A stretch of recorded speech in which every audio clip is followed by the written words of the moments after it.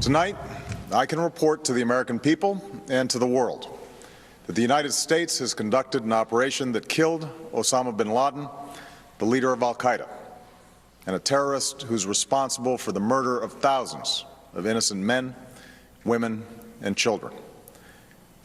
It was nearly 10 years ago that a bright September day was darkened by the worst attack on the American people in our history. The images of 9/11 are seared into our national memory. Hijacked planes cutting through a cloudless September sky, the Twin Towers collapsing to the ground, black smoke billowing up from the Pentagon, the wreckage of Flight 93 in Shanksville, Pennsylvania, where the actions of heroic citizens saved even more heartbreak and destruction. And yet we know that the worst images are those that were unseen to the world.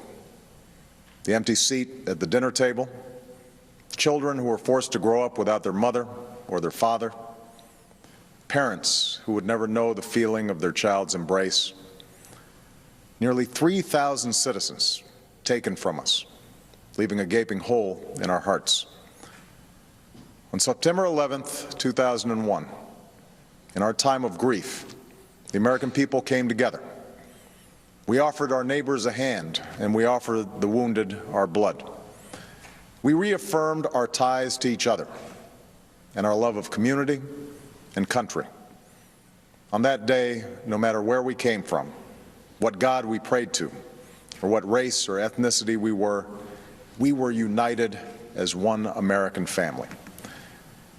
We were also united in our resolve to protect our nation and to bring those who committed this vicious attack to justice. We quickly learned that the 9/11 attacks were carried out by al-Qaeda, an organization headed by Osama Bin Laden, which had openly declared war on the United States and was committed to killing innocents in our country and around the globe. And so we went to war against al-Qaeda to protect our citizens, our friends, and our allies. Over the last 10 years, thanks to the tireless and heroic work of our military and our counterterrorism professionals, we've made great strides in that effort. We've disrupted terrorist attacks and strengthened our homeland defense. In Afghanistan, we removed the Taliban government, which had given bin Laden and al-Qaeda safe haven and support. And around the globe, we worked with our friends and allies to capture or kill scores of al-Qaeda terrorists, including several who were a part of the 9/11 plot. Yet Osama bin Laden avoided capture and escaped across the Afghan border into Pakistan. Meanwhile, al-Qaeda continued to operate from along that border and operate through its affiliates across the world. And so shortly after taking office, I directed Leon Panetta, the director of the CIA, to make the killing or capture of bin Laden the top priority of our war against al-Qaeda, even as we continued our broader efforts to disrupt, dismantle, and defeat his network. Then, last August, after years of painstaking work by our intelligence community, I was briefed on a possible lead to bin Laden. It was far from certain, and it took many months to run this thread to ground. I met repeatedly with my national security team as we developed more information about the possibility that we had located bin Laden hiding within a compound deep inside Pakistan. And finally, last week, I determined that we had enough intelligence to take action and authorized an operation to get Osama bin Laden and bring him to justice. Today, at my direction, the United States launched a targeted operation against that compound in Abbottabad, Pakistan.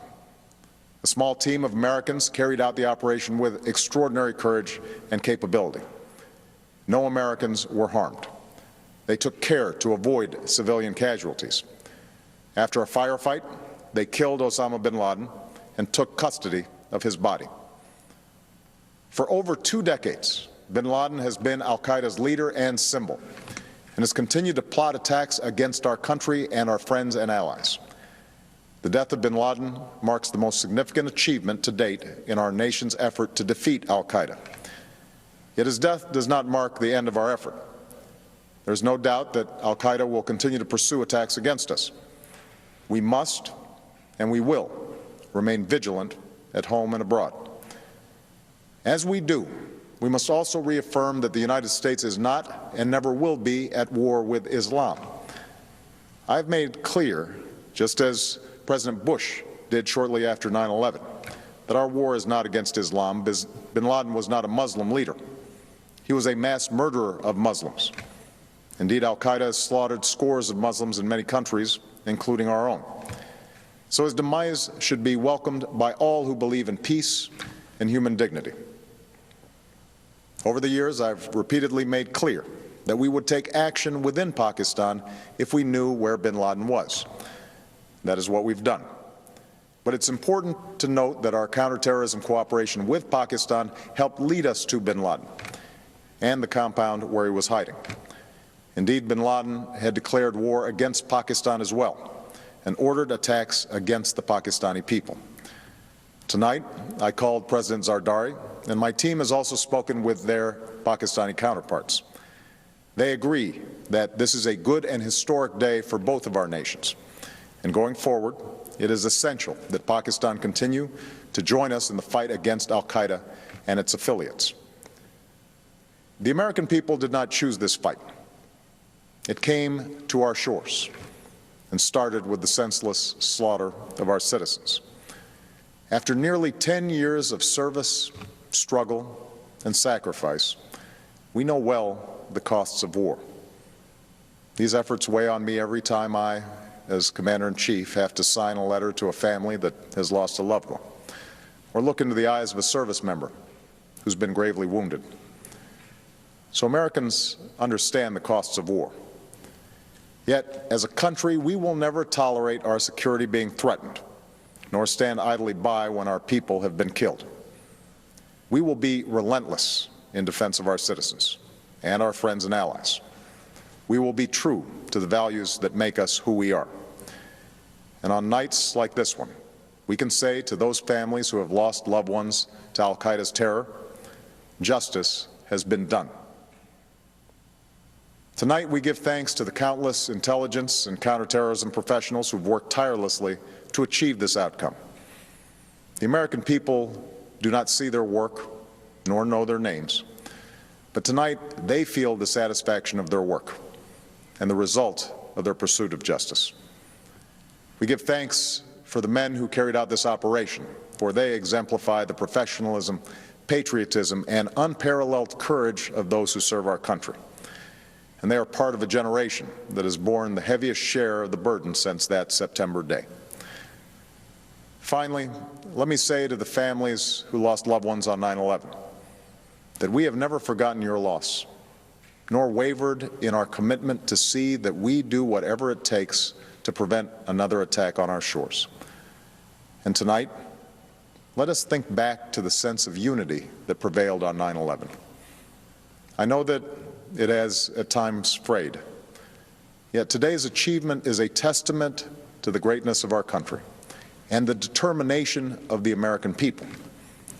The cause of securing our country is not complete, but tonight we are once again reminded that America can do whatever we set our mind to. That is the story of our history. Whether it's the pursuit of prosperity for our people or the struggle for equality for all our citizens, our commitment to stand up for our values abroad, and our sacrifices to make the world a safer place. Let us remember that we can do these things not just because of wealth or power, but because of who we are. One nation, under God, indivisible, with liberty and justice for all. Thank you. May God bless you, and may God bless the United States of America.